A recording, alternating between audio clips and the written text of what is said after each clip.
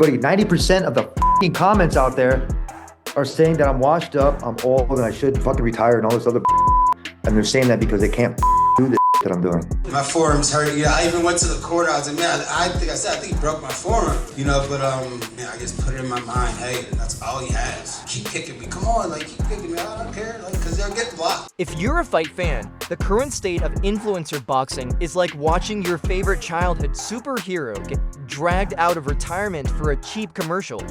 It's not just sad, it's borderline grotesque. And the latest news about Tony Ferguson stepping into the ring with Salt Papi, that's the final straw. We need to talk about how combat sports, especially influencer boxing, has become a grave-robbing operation, exploiting the battered bodies and fading names of MMA legends for a few extra pay-per-view buys. If you're tired of the circus and want more honest takes, make sure to like the video and subscribe. Your support keeps the real talk coming. Tony Ferguson versus Salt Papi. Tony Ferguson, once the boogeyman of the UFC's lightweight division, now 41 years old and riding an 8-fight losing streak, is set to box a social media influencer named Salt Papi. If you're thinking, this can't be real, I wish I could tell you you're right. But here we are. Oh man, look, when it goes down to it, we hated each other for a long time, and his dad did him a favor by keeping him away from me. As any smart parent would do, they would keep them away from danger. They the danger when it came into these bloody fights, and Khabib that day, he ducked out that night before. He knew what he was getting his hands into. They tried to surround me and my family with some stupid shit, try to like make us downplay on how we're supposed to go into this fight. Like it was a lot of shit, and he knew I wasn't backing down, and so did his team. Let's get one thing straight. Salt Papi isn't your average TikTok clown. The guy can actually box. He's not a world champion, but he's got real skills, certainly enough to handle a version of Tony Ferguson who's been on receiving end of more punishment in the last 5 years than most fighters take in a lifetime. Tony hasn't won a fight in over 6 years. His legendary chin, it's gone from granite to powder. His speed and cardio, shadows of what they once were.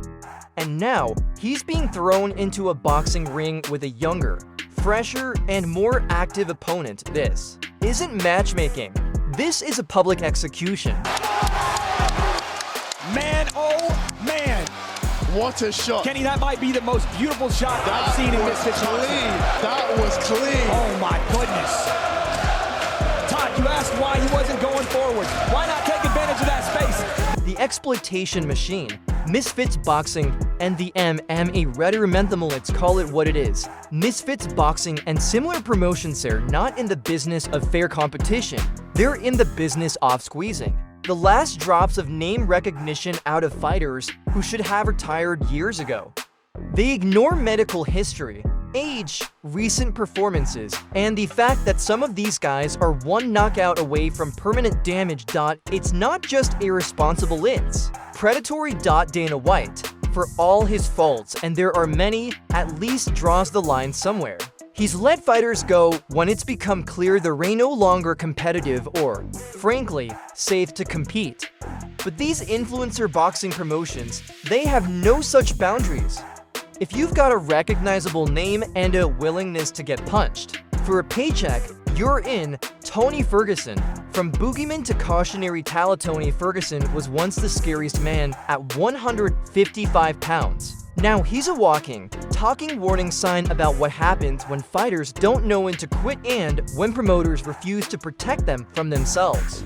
Tony's taken more damage in the last 5 years than some fighters do in their entire careers. If you zoom out to his whole career, it's several lifetimes worth. The saddest part? Tony still believes he's got something left. He's always been a little detached from reality, but that's part of what made him great. Now, it's what's making him vulnerable. When a fighter can't say no, it's up to the promotions and athletic commissions to step in. But Misfits Boxing? They're more interested in cashing in than caring for fighters' health. And what about the English Athletic Commission that approved at this fight? How do you look at Tony's recent record and say, yeah, this is a good idea? It's not just bad matchmaking, it's a failure of responsibility. Bottom feeder matchmaking disguised as crossover content. Let's not sugarcoat it. This is bottom feeder matchmaking. It's not about creating compelling fights. It's about dragging corpses out of youth graveyard to prop up influencers and sell a few more tickets. Tony Ferguson should be fighting anymore, not in MMA, not in boxing, not even in Y sports. The man has given enough to the sport. He deserves better than this. Vitor Belfort versus Wanderlei Silva 2. Who asked for this? If you thought Tony versus Salt Papi was bad, buckle up. Next up, Vitor Belfort versus Wanderlei Silva 2, a rematch nobody asked for, happening in 2025. Combined, these two legends are nearly 100 years old. The last time they fought, gas was $1.06 a gallon and Wanderlei still had a normal-looking face. Why is this happening? Who is this for? Hardcore MMA fans don't want to see it, it's depressing. Boxing fans don't care, neither guy is a real boxer. Casual fans have no idea who these guys are. The only people who career the promoters who still think it's 2011 and these names mean something. Both Vitor and Wanderlei are legends. Vitor was the youngest of tournament winner ever. Wanderlei was a terrifying champion in pride. Now, they're being paraded around as science experiments, almost certainly juiced tough gills, fighting decades past their prime. It's not just undignified, it's a slap in the face to their legacies, the freak show factor. Why are we still doing this?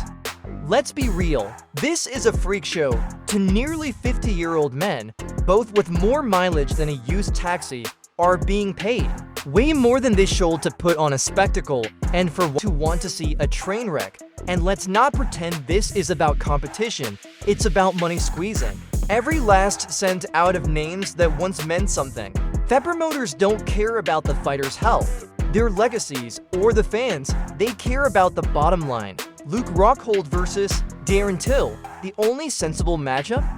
On the same card as Ferguson versus Salt Papi, we've got Luke Rockhold vs Darren Till, and you know what? Compared to the other fights, the Sony actually makes sense. Sure, both guys are past their primes, their durability is questionable, but at least they're still in decent shape, and the matchup isn't a total mismatch. Rockhold and Till are both washed, but they've still got some of his left in the tank. They can still put on a good show, but the fact that this is the best fight on the card says a lot about where we are as a sport. Is this really the bar now? Are we so desperate for content that we'll settle for anything that isn't a complete farce? The death of fighter legacies, a slow-motion tragedy combat sports, has always struggled to let go of its stars, but this new trend throwing old, broken fighters into influencer boxing rings is a new low. It's not about competition, it's not about entertainment. It's about exploitation. Promoters know they can make money off these names, even if the fights themselves are terrible. They're squeezing the last drops of value out of these fighters before the commission's or God himself finally steps in and sees enough. We're watching the slow-motion death of fighter legacies. Tony Ferguson doesn't need one last dance. Wanderlei Silva doesn't need revenge against Vitor. These fights aren't for the fans, they're for the promoter's bank. Accounts. Dana White, the devil you know. Look, I'm no Dana White apologist. The guy has made plenty of questionable decisions. But when it comes to protecting fighters from themselves, he's better than most. He's let guys go when it's become clear they're no longer competitive. He was late with Tony and maybe BJ Penn. But overall, his track record is solid. For every legitimate promotion like BKFC, there are 10 more that are just looking to make a quick buck off washed up fighters. Tony, Vitor, Wanderlei, they're so far over the hill. The hill isn't even visible anymore. They shouldn't be fighting, period. Just because you can, doesn't mean you should. Here's the bottom line. Just because you can do something doesn't mean you should. These promotions need to grow a conscience. If you offer enough money to any 40-plus-year-old fighter, they'll probably size. But that doesn't make it right. Fighters are warriors. They'll fight as long as someone lets them. It's up to the promotions and commissions to protect them when they can't protect themselves. Right now, too many are failing at that job. Where do we go from here? So what do you think? Should fighters be allowed to fight as long as they're willing? Or do the powers that be have a responsibility to step in and say, no more? Are we really okay with watching our heroes get turned into sideshow attractions for influencer boxing? Let me know your thoughts. If you're as frustrated as I am, maybe it's time to demand better from the sport we love. Because right now, combat sports is looking less like a competition and more like a circus. If you enjoyed this breakdown, hit that like button and subscribe for more honest takes on the fight game. Thanks for watching, and you'll see you in the next one.